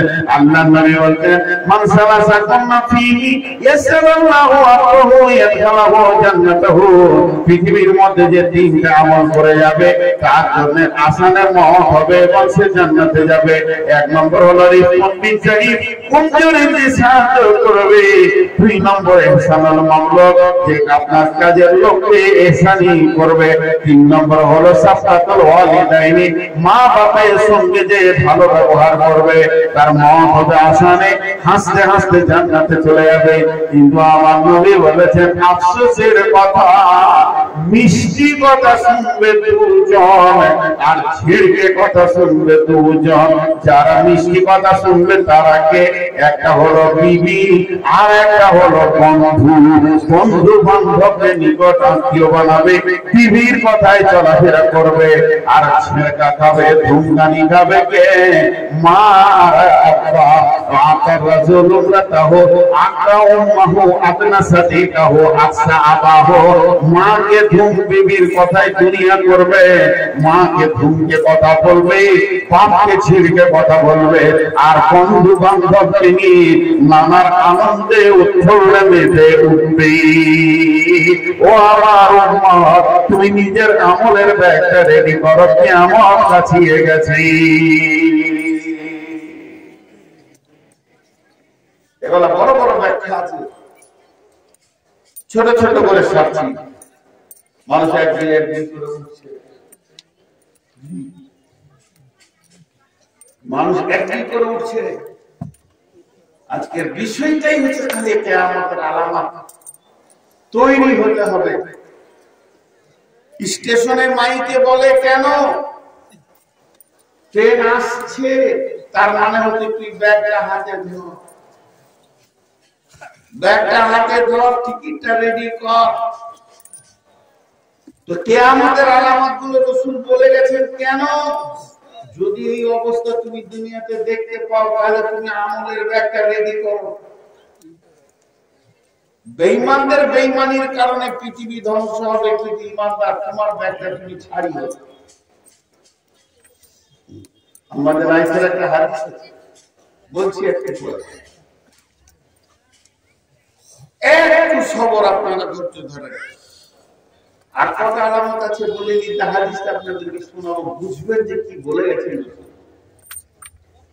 আল্লাহর নবী বলতেন জাহারাতিল আসওয়াতু ফিল মাসাজিদি সাদাল কাবিলাতা ফাসিকুহুম জাহামুল কওমি আরজুলুহুম ওয়া উফরিমা রাজুলুহুম মাকাফাতাস সাররিহি। মসজিদে চিল্লিয়ে চিল্লিয়ে কথা বলবে, গল্প করবে। আপনাদের গায়ে মসজিদে জোরে জোরে গল্প করে, কথা বলে না? ওদেরকে যদি বলা হয় চুপ করো না, মসজিদ কি গল্প করা যায়? গল্প না করছি এমনি ধানের বাজার, গমের বাজার, ভুট্টার বাজার কি দিয়েছে এটা বললো দুনিয়া কথা এখানে কেন বলছি বলে দুনিয়া করা ইনকাম করা ঠিক করো বাবা কতদিন ইনকাম করো, হালাল উপার্জন করো, এটা কোরআন বলেছে। ইবাদত আবার মসজিদে করবো না তো বলে করবো বিবির সঙ্গে মিলাও তো ইবাদত। হালাল বিবি বিয়ে করা বিবির সঙ্গে সংসার করে মিলামিশা করা তো ইবাদত, নেকি পাওয়া যায়। জেনা করলে যেমন গুনাহ, বিবির সঙ্গে মিললে এরকম নেকি। তাহলে নেকি মসজিদে করবে, যে মসজিদ ইবাদতের জায়গা, চল মসজিদ শুতে আসে। ইবাদত ইবাদতের জায়গা আছে। আল্লাহ রাসূল বলেছে মসজিদে জোরে জোরে কথা, চিল্লিয়ে চিল্লিয়ে কথা।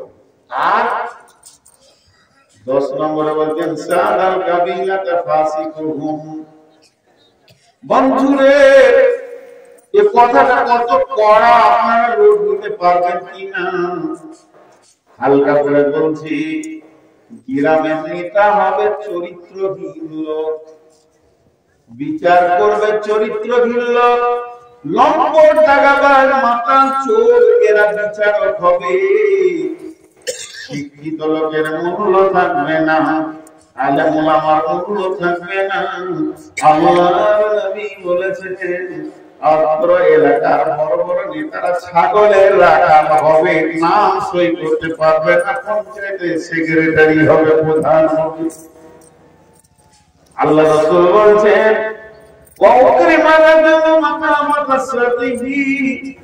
একটা জামানা ছিল রাস্তায় কোনো শিক্ষিত লোক হেঁটে যেত, ডাক্তার স্যার কেমন আছেন, ভালো আছি বাবা, কেমন আছেন, ইঞ্জিনিয়ার যদি যেত, ও বন্ধু কেমন আছেন।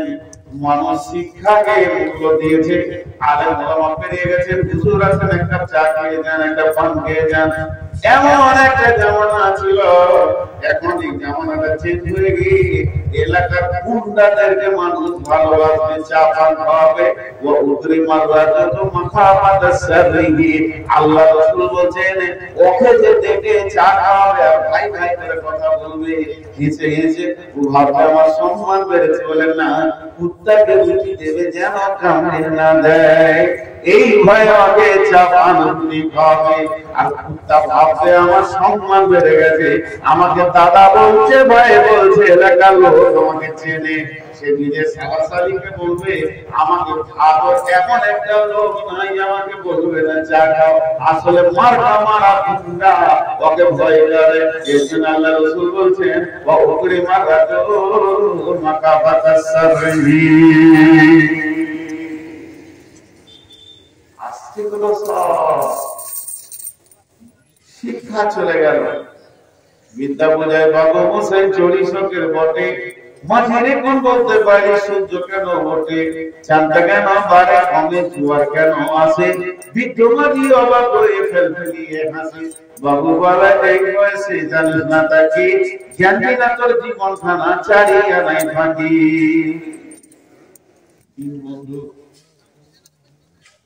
নৌকায় চেপেছে, নৌকায় কোথায় চেপেছে,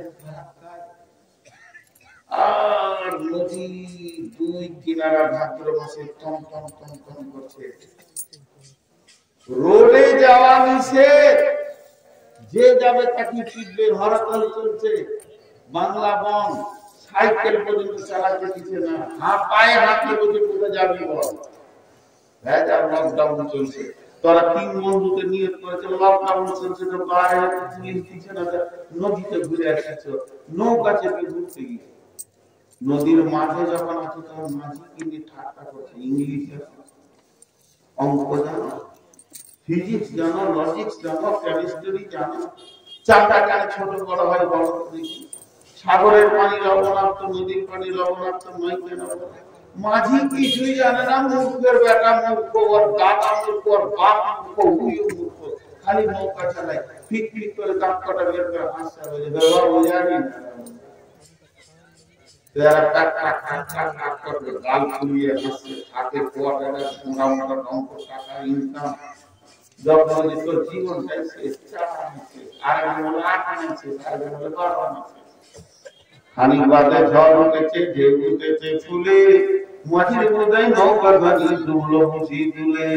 নদীর মাঝে আছে পানি, এসে পূর্ব দিকে, ঝড় উঠেছে পশ্চিম দিকে, আর মারমার করে সব গাছপালা সব ভেঙে নদীতে পড়ছে, আর কালো মেঘে সব ঢেকে নিয়েছে। বিকাল বেলায়, সন্ধ্যা বেলায়, দুপুর বেলায় মনে হচ্ছে রাত হয়ে গেল, আর চিক মারছে, বিজলি মারছে, আর নদীর ঢেউগুলো তখন বড় বড় হয়ে গিয়ে নৌকাটাকে ছুড়ে ছুড়ে করছে। আর তিন বন্ধুতে নৌকার বাতিকে টিপে ধরে মাঝিকে শুধাইছে যে এত ঝড়ে নৌকাটা ডুবে যাবে নাকি। মাঝি হালকা করে বলছে, ইংরেজি জানো, অঙ্ক জানো, বাংলা জানো, হিন্দি জানো, হিস্ট্রি জানো, কেমিস্ট্রি জানো, লজিক জানো, ফিজিক্স জানো, আর্টস জানো, কমার্স জানো, সায়েন্স জানো, ও বন্ধু সাঁতার জানো কি? মূর্খ তখন মাথায় দিয়েছে। মূর্খ মাঝি বলে, বাবু এ সাঁতার জানো কি? জ্ঞান বিনা তোর জীবন খানা ছাড়িয়ে নেই ফাঁকি। তখন মূর্খ মাঝি বলছে, সাঁতার জানো বাবু? মাথা নেড়ে বাবু। মূর্খ মাঝি বলে, বাবু এখন কেনে কাবু? ইংরেজি এখন কেনে কাবু? মাছলি শেষে আমার কথা হিসাব করো পিছে, সাঁতার বানা জীবন খানা 16 আনাই নিচে। 4 আনা পকড় নৌকাটা ডুবে গেল। তিন বন্ধুতে ঘুরছে উঠছে, ঘুরছে উঠছে, ঘুরছে উঠছে, এবার ভেসে গেল, যান চলে গেল, মরে গেল, নৌকায় লাশ হয়ে গেল। তিন বন্ধুতে যখন লাশ হয়ে গেল, মাঝি কোন রকম সাঁতার কেটেছে কলমটা ধরে, সেই পুরাতন যুগের নদীতে সাঁতার কাটা উপায় বাবলার গাছের উপরে চেপে প্যাসেঞ্জারের খোঁজ নিয়ে দেখছে তিনজনা ব্যাগের মতো ফুলে চিত হয়ে বিনা ভিসা পাসপোর্টে বাংলাদেশ ঢুকছে। 1900 কিছু বলে না, চলে যায় বঙ্গোপসাগরে চলে যায়। বন্ধুরা আমার, পৃথিবীর যত শিক্ষা আছে, পৃথিবীর যত জ্ঞান আছে, পৃথিবীর যত আমার কিনা ডিগ্রি আছে করলেন, সাঁতার জানা বাবু। মূর্খ মাঝি বলে, বাবু এখন কেনে কাবু? যেদিন কিয়ামতের ঝড় উঠবে, যদি কেউ কোরআনের ইলম না জানে বন্ধু, তাকে বিনা ভিসা পাসপোর্টে জাহান্নাম ঢুকতে হবে, পৃথিবীর কোন ডিগ্রি বাঁচাবে না। আর আমার নবী বলছেন, আফসোস আমার উম্মত, তারা ছেলে মেয়ে উভয়ই বলছে ইংলিশ মিডিয়ামে পড়াবো, ডাক্তার করবো, ইঞ্জিনিয়ার করবো, আমার মন আমার কঠিন কাজে লাগবে ওটা। আল্লাহ রাসূল বলছেন, এমন একটা জামানা আসবে জনসাধারণের মানলে তারা রোদে খাবে, আমানতের খেয়ানতি চলবে, যাকাতকে জরিমানা মনে করবে, আর তিনি শিক্ষা বাদ দেবে, তিনি শেখার প্রচার বেড়ে যাবে, মাকে দিনকে কথা বলবে, আর মেয়েদের বসে বলতে পুরুষেরা দুনিয়া করবে, আব্বাকে ছিড়কে কথা বলবে, বন্ধু বান্ধবকে ভালোবাসবে, শুধু তাই নয় মসজিদে জোরে জোরে কথা বলবে, এলাকার গায়ের নেতা হবে চরিত্রহীন লোক, আর মানুষ মানুষকে ভালোবাসবে মারের ভয়ে। আল্লাহ নবী বলছেন, জাহারাতিল কায়নাতু ওয়াল মাদিফু সুরিবাতুল কুমুর লিবাসুল হারির লানা হাদিহি উম্মাতু আউয়ালুহা। সেই জামানাটা এমন জামানা হবে রে, এ আমার উম্মত তুমি শুনে নাও, সেই জামানাতে মানুষ গান বাজনাতে মেতে যাবে। একজনের বন্ধু বান্ধবরা মাঠে ঘাটে বেড়াতে গল্প করতো, আজকে না নেই? এক যুগে বন্ধু বান্ধবরা মাঠে বেড়াতে গোল করে বসে গল্প করতো। এখন যদি 5টা ছেলে একসঙ্গে যায়, 5 জনা নিজে ফেসবুক চালাবে, কার সঙ্গে কার কথা বলার চাই না, এখানে ফেসবুক চালাচ্ছে, ওখানে ফেসবুক চালাচ্ছে, তো গান বাজনায় মেতে যাবে। আর সুরবাতি খোর মদ পান করবে, আমার উম্মত মদ পান করবে। আল খামরু মিফতাহুন নার, আল্লাহ রাসূল বলেন, লা তাসরিবানাল খামরা ফাইন্নাহু মিফতাহুন নার আফা ইন্নাহু রাসূল কুল্লা ফাহিশাতিন হে আমার উম্মত তোমরা মদ পান করিও না, মদ হলো সমস্ত ফায়সা কাজের মাথা। আমার উম্মত রে তুমি মদ পান করিও না, যে ব্যক্তি মদ পান করবে তার হাতে যেন জাহান্নামের চাবিকাঠি চলে গেল। মদ খেলো মানে জাহান্নামের দরজাটা নিজেই খুলে দিল। আল্লাহ নবী বলেন খবরদার তোমরা মদ পান করবে না, লা তাসরিবান্নাল খামরা। বেহেশতের শান্তি দোজখের আযাব এই কিতাবে লিখেছে যে মদ পান করেওয়ালা জাহান্নামে যখন যাবে ওদেরকে কি খাওয়ানো হবে শুনে নাও। যত পৃথিবীর রান্দি বেশ্যা আছে এই মেয়েগুলি জাহান্নামের আগুনে দাও দাও করে জ্বলবে। এই রান্দি বেশ্যা মেয়েগুলো যখন জাহান্নামের আগুনে জ্বলবে ওদের পেশাবের রাস্তা দিয়ে একটা দুর্গন্ধ সারা বের হবে, একটা দুর্গন্ধ এমন একটা পদার্থ বের হবে, তরল পদার্থ, ওইটা এত দুর্গন্ধ হবে না পাক পানি যত পরপুরুষের দিয়েছে এবং নিজস্ব যে পানিটা রয়েছে ওই মেয়েটা যখন চপ চপ চপ চপ করে জাহান্নামের আগুনে পড়বে পেশাবের রাস্তা দিয়ে বের হতে থাকবে। এটাই যারা পৃথিবীতে মদ পান করে তাদেরকে পান করা হবে জাহান্নামের ভিতরে। দোজখের আযাব বেহেশতে শান্তির কিতাবে লিখেছে। বন্ধুরা আমার, আল্লাহর নবী বলছেন খবরদার মদ পান করবে না উম্মত রে। যদি কেউ মদ পান করে নেয় সমস্ত গুনাহকে, গুনার মাথার নাম হচ্ছে মদ। তারপরে নবীজি বলছেন ওরে শরীবাতিল খুমর লিবাসুল হারির, আমার উম্মত রেশমের পোশাক পরবে। এতগুলি গুনাহ করার পর তাদের কোনো অনুশোচনা থাকবে না। লা হাদিহি উম্মাতু আউয়ালুহা, এরা আবার লানত করবে কাদেরকে? পূর্ব লোকেদেরকে। কত কুকুরজি দেখছেন এটা, এটাকে সহ্য করা যায়? পৃথিবীর ইতিহাস গুলো খুলে দেখবেন, আগেকার লোকেরা বনে জঙ্গলে থাকতো, পশু মেরে খেত। ও দেখেনি আর বাপও দেখেনি। আগেকার লোকেরা বনে জঙ্গলে থাকতো, পশু মেরে খেত। এ হারামখোর হবে আগেকার লোকেরা। আগেকার লোকেদের বুদ্ধি শুদ্ধি কম ছিল, যত ব্রেন বুদ্ধি এখনকার লোক, ঠিক না বলবো? সবাই বলতেছি তাহলে যত নবীগুলোই আগে ছিল আদম থেকে নিয়ে, মানে ওরা কম বুদ্ধি ছিল। আর এই চোর বেঈমান লুচ্চা কটাই ভালো। অঙ্কে তো তাই দাঁড়াচ্ছে, আগেকার লোকেরা হারাম খেত, বনে জঙ্গলে পশু খেত। আর প্রথম মানুষ হচ্ছে আদম। আদম হারাম করছিল, নূহ হারাম করছিল, শীষ হারাম করছিল। যত নবীগুলো আগে আদম থেকে শুরু হয়ে শেষ নবী পর্যন্ত। আর এখনকার লোক এত কীর্তন করার পর বলবে যে আগেকার লোকেদের বুদ্ধি শুদ্ধি কম ছিল, আমরাই চালাক। এদেরকে ঝাঁটা মারার লোক নাই। এই লুচ্চা লঙ্কর বেঈমান টাকাবাজ এরাই নিজেদেরকে আবার ইমানদার বলে। আমাদের আয়েশা কি বলছেন? ওয়া আয়েশা রাদিয়াল্লাহু তাআলা আনহা عن النبي صلى الله عليه وسلم يجلس الكعبة فإذا كانوا ببيداء من الأرض يكسفوا بأولهم وآخرهم. قال قلت يا رسول الله كيف يكسفوا بأولهم وآخرهم؟ قال يكسفوا بأولهم وآخرهم ثم يبعثون على نياتهم. যথেষ্ট লোক আছে ইনশাআল্লাহ, যে কথা যাবার সেটা গিয়েছে। আপনি অত বেশি ঘুরিয়েন না, বসেন। খুব বেশি ঘোরাটা আমার খারাপ। আমি তো সেই দিকে কিছু করবো না। এত যদি আপনারা চষে নেন আমাকে বিসমিল্লাহ বলে ছেড়ে দেখা লাগবে। খুব বেশি ভিক্ষা করলে মানুষ দিবে না। জি, এক সেকেন্ড দম নিতে দেন মানুষকে, দুটো কথা শুনতে দেন।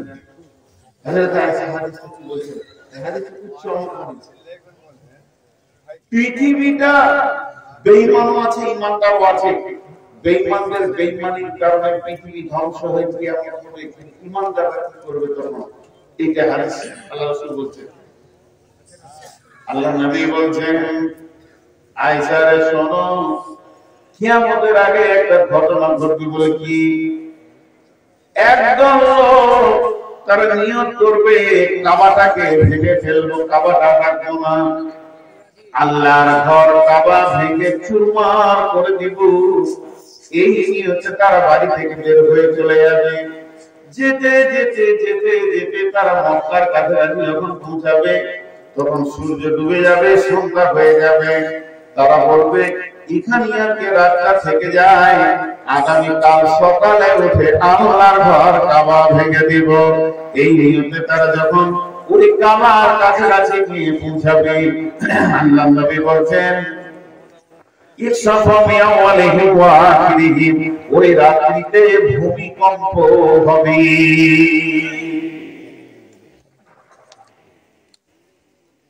ভূমিকম্পটা এত ভয়ানক হবে, এলাকা সব মানুষ, রাসূল বলছেন সব মারা যাবে। আমাকে নাইসা প্রশ্ন করে দিলেন, কাইফা ইউসাফু বিআউলিহি মুআকিরিন ফি আসওয়াকুম লাইসা ফিহুম ইয়া রাসূলুল্লাহ। দয়ার নবী গো, আমার বুঝে আসছে না, ঘরটা ভাঙতে যাবে মাত্র কয়েকটা লোক, কিন্তু দেখা যাচ্ছে সেখানে বহু ইমানদার আছে যারা ফজরের নামাজ পড়ার নিয়তে ঘুমিয়েছে, কেউ হাটে যাবো নিয়তে ঘুমিয়েছে। যতজন সবারই নিয়ত এক নয়, আল্লাহর ঘর ভাঙার নিয়ত সবার নয়। এর মধ্যে এমন ভালো লোক আছে তাহাজ্জুদের নিয়তে ঘুমিয়েছে। ইয়া রাসূলুল্লাহ, এগুলো সবই মারা যাবে। কেমন করে এগুলো মারা যাবে? এদের নিয়ত তো ভালো ছিল। আল্লাহর নবী উত্তর বলেছেন ইউসাফু বিআউলিহিম ওয়া আখিরিহিম সুম্মা ইবআসুনা আলা নিয়াতিহিম। আমি বলেছি চিঠি দিতে মানা করেছি না, তাহলে এখন 2 মিনিটে শেষ হয়ে যাবে। মানুষ বলবে আমার পরে তো কোনো বক্তা নেই, আমি তো বলেই দিয়েছি আজকে আমার সব মাথায় থাকে। এবার একটা উদাহরণ দেবো তো বুঝে আসবে। ধরেন লোকাল ট্রেনটা কাটিহার থেকে এসে আপনার দাঁড়ালো শামসিতে, যতগুলো লোক ট্রেনে চাপবে সবারই নিয়ত কি এক? মালদা যাবে, কেউ কোর্টে যাবে, কেউ কাজে যাবে, কেউ দোকানে যাবে, কেউ টাকা আনতে যাবে, কেউ শ্বশুর বাড়ি যাবে, সবারই নিয়ত কি এক? কিন্তু ট্রেনটা কি আল্লাহ রাসূল বলছেন পৃথিবীতে যখন কোন বিপদ আসবে, মহামারী আসবে, ঝড় আসবে, ভূমিকম্প আসবে, এটা হলো গাড়ির মতো, ট্রেনের মতো, সবগুলোকে গুটিয়ে নিয়ে চলে যাবে। কিন্তু যেদিন কিয়ামত হবে, নিয়তের উপরে রাস্তা ভাগ হবে। ভালো মানুষরা জান্নাতে যাবে, খারাপেরা জাহান্নামে যাবে। তার মানে আম্মা জান আয়েশা বলতে চাইছে পৃথিবীতে যখন এগুলো চলবে তোমরা খেয়াল করে দেখবে। আল্লাহ নবী বলছেন তুমি বুঝে নাও কিয়ামত কাছে গেছে। তখনই তুমি একটা কাজ করো, নিজের আমলের মালগুলোকে গোছাতে শুরু করো। তুমি রেডি হয়ে যাও, এখনই ওই ঝড় নামে বিপদ নামে গাড়িটা আসবে, সবগুলোকে নিয়ে চলে যাবে। কিন্তু ঈমানদাররা জান্নাতে পৌঁছাবে। টোটাল বক্তব্যটা আমি 1 মিনিটে বলবো। এতগুলো বলতেছি বলি আপনি 1 মিনিটে বুঝতে পারবেন টোটাল বক্তব্যটা কি। প্রথম দিকে বলেছি আমাদের কোনো টেনশন নেই, সাহাবীদের টেনশন ছিল। মাঝে বলেছি 10খানা জিনিস যখন পৃথিবীতে আপনি দেখতে পাবেন ওটাকে রানিং কিয়ামত মনে করবেন। আর শেষ দিকে 15টা বললাম এগুলো চোখে ভাসবে, তখন তুমি জেনে নাও যে রানিং কিয়ামত আসছে। তাহলে এই 15টা বলার উদ্দেশ্য কি? আম্মা জান আয়েশার হাদিস বলছে তুমি যখনই সবুজ সিগন্যাল দেখলে ব্যাগটাকে মজবুত করে ধরে নাও, রেলে তোমাকে উঠতেই হবে। তার মানে তুমি আমার আশেপাশে তাকিয়ে দেখো, হ্যাঁ এখন সব লুটে ফুটে খেতে তারা আমাদের খেয়াল করে চলছে, চাকার মানুষ দিতে চাইছে না, ছেলে পেলেরা মেয়েদের পেছনে ঘুরছে, দুনিয়াবি শিক্ষা খুব চলছে, দিনী শিক্ষা চলছে না, মা বাপকে অপমান করা হচ্ছে, বন্ধুকে ভালোবাসা হচ্ছে, মেয়েদের কথার পেছনে মানুষেরা ঘুরছে, মসজিদে জোরে জোরে চিল্লিয়ে কথা চলছে, চরিত্রহীনরা বিচার করছে, নেতা হয়েছে, চরিত্রহীনদেরকে মানুষদেরকে মারপিটের কারণে সম্মান জানাচ্ছে। তখন তুমি আর বেশি কার সঙ্গে কথা না বলে চুপচাপ তওবা ইস্তেগফার করে কাঁদা কাটা করে আখিরাতের ব্যাগটা গুছাও। এই ঝড়েই তোমাকে যেতে হবে, এই ঝড়েই তোমাকে যেতে হবে। এটা আজকে টোটাল বক্তব্যের সারাংশ ছিল। কিয়ামত আসবেই হবে। যতটি লোক বসে আছেন একজনও উঠবেন না। আপনারা আমাকে ভালোবাসেন এটা আমি জানি। আমার কাছে বেশ কিছু ছেলে দেখা করতে গেছে, মহিলারা আমাকে মনে করে এটা আমাদের ভাই, এটা আমাদের বেটা, এটা আমাদের আব্বা। জি, বাংলাদেশে 1 মাস থেকে আসলাম। এক মহিলা আমাকে আব্বা কেমন আছেন, দেখেন তাকে আমি চিনি না, আমার আব্বা বলে ডাকলো, ভালো লাগলো। তো এগুলো আমার বেটি বসে আছে, এগুলো আমার বোন বসে আছে, মা বসে আছে, আপনারাও আমাকে ভালোবাসেন, পুরুষেরা ভালোবাসে। সেই খাতিরে বলছি, যদি ইমানদার হন আল্লাহকে ভালোবাসেন, তো 10টা মিনিট আপনারা উঠিয়ে না, 10টা মিনিট ভিক্ষা চাইলাম, ভিক্ষা চাইলাম, টাকা চাইলাম, 10টা মিনিট। আজকে আপনারা কটা মেয়েকে বিদায় দিলেন? দুটি মেয়েকে বিদায় দিলেন। কি লোড হলো তাদের পেটে, তাদের সিনাতে, তাদের বুকে, তাদের মগজে? আল্লাহ কালাম পাক কোরআন। 2006 সালের কথা বলছি, পৃথিবীতে 72 লক্ষ কোরআনের হাফেজ ছিল। এখন অনেক বেড়ে যাবে। পৃথিবীতে একটা জাতি আছে, একটাই গোষ্ঠী আছে যে তার কোরআন, যে তার কিতাবকে গোটা মুখস্থ রাখে, বাকি অন্য কোনো জাতি নেই। খোঁজ নিলেন না, ইহুদিদের নাই, নাসারাদের নাই, ইনজিলের নাই, তওরাতের নাই, শুধুমাত্র কোরআন ওয়ালাই হাফেজ তৈরি করে রাখে। আপনাদেরকে একটা ছোট্ট ঘটনা শুনিয়ে দিই। দেওবন্দ মাদ্রাসা যখন ছোট্ট ছিল, ডালিম গাছের নিচে চলতো 20-50টা ছেলেকে নিয়ে, তখন ইংরেজদের সঙ্গে ভারতের যুদ্ধ চলছে। সেই সময় ব্রিটিশ সরকার কোরআনের দাম দিয়েছিল $30, কারণ তারা একটা জিনিস জেনেছিল, কোরআন যদি মুসলমানদের কাছ থেকে কেড়ে নেওয়া যায় তাহলে এদেরকে বাড়ি কুত্তার মতো ব্যবহার করা যাবে, আর এদের কাছে যদি কোরআন থাকে এটাই এদের এত শক্তি, এদেরকে কেউ হিলাতে পারবে না। তাই তারা কোরআন কিনেছিল, $30 করে পুড়িয়ে দিয়েছিল। বাগদাদের লাইব্রেরিতে তখন পুরানো হয়েছিল, পুরান নদীর স্রোত আটকে গেছিল, এত কিতাব ছিল, 80,000 আলমারি। পৃথিবীর এত বড় কোন লাইব্রেরি ছিল না, 80,000 আলমারি ছিল বই রাখা। সেই বইগুলোকে ব্রিটিশ বেইমানেরা সব ইসলামের কিতাব, ইসলামের ইতিহাস পুরান নদীতে ফেলে দিয়ে পুরান নদীর স্রোত আটকে গেছে। কত বড় ইসলামের ক্ষতি করেছে, কিন্তু পারেনি। কেন পারেনি? দেওবন্দ মাদ্রাসা কি বলছে, হ্যাঁ তোমাদের মাদ্রাসে কোরআন আছে, মৌলবি সেজে গেছে, দেখে মনে হচ্ছে কোন মুন্সিজি আছে, মুখে দাড়ি, মাথায় টুপি। কেন বলে, আমরা একটা কোরআন শিক্ষার সেন্টার করেছি, যত কোরআন হবে ছেলে পেলেরা প্রস্তুত হয়ে এসেছে, $30 করে দিব। এই $30 দেবো যখন বলেছে, তখন বুঝে ফেলেছে ওখানকার মুহতামি মাল ভাই গর্ব, এত দাম কেন দিবে? তিনটে ছেলেকে ডেকে বলছে, আপনারা যেমন আজকে দুটো বেটি ছেলেকে কোরআন মুখস্থ করালেন, তিনটে ছেলেকে ডেকে বলছে, বাবা 10 পারা করে শুনিয়ে দে। তুই 1 থেকে 10, তুই 11 থেকে 20, আর তুই 21 থেকে 30 পারা শুনিয়ে দে।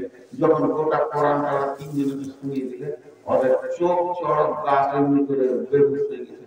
গোটা কোরআন মুখস্থ তো শুনিয়ে আল্লাহ।